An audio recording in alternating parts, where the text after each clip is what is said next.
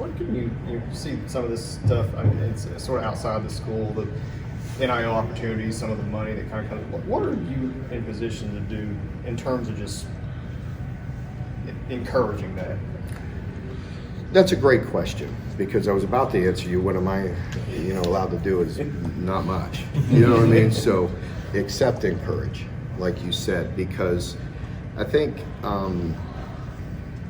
early on there was a lot of questions. Heck, I had questions. I still do. I've asked to meet with compliance and Mitch and let's get on the same page and let's do what we can.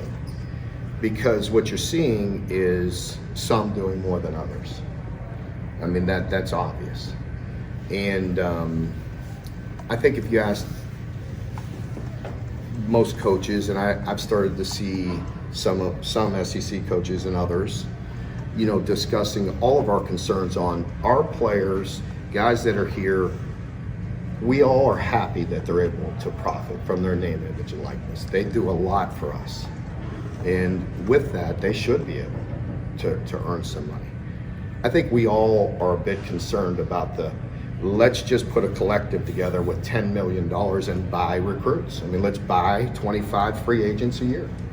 And that, again, is that really what we got into this for? Or did we get into it to support the Chris Rodriguez's and others and guys that have done so much for us and work really hard, you know what I mean? Or is it, let's just get a collective, let's get 15 wealthy boosters together, put it in a collective, which is legal. I want to make that clear to everybody that wants to put it in a collective. That is totally legal. You're just essentially putting that money in for futures.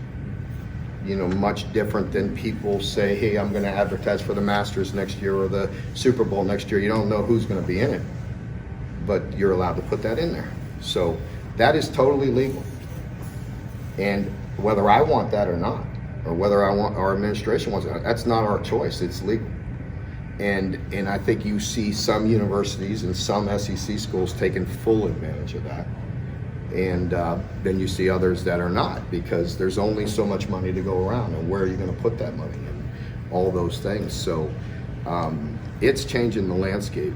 And anytime you make drastic changes like that, there are certainly some unintended consequences that come with these decisions. Again, I think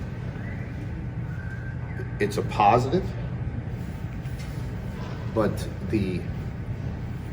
I'd like to see some federal help or some federal legislation on the total pay for play that's going on right now. That was supposed to be legal, but it's certainly not, being enforced, and it's 100% happening out there. So what are we going to do about it? Another thing is I'm always going to fight the fight. Whatever it is, we're going to overcome it, we're going to adapt, and we're going to be successful at it. This piece,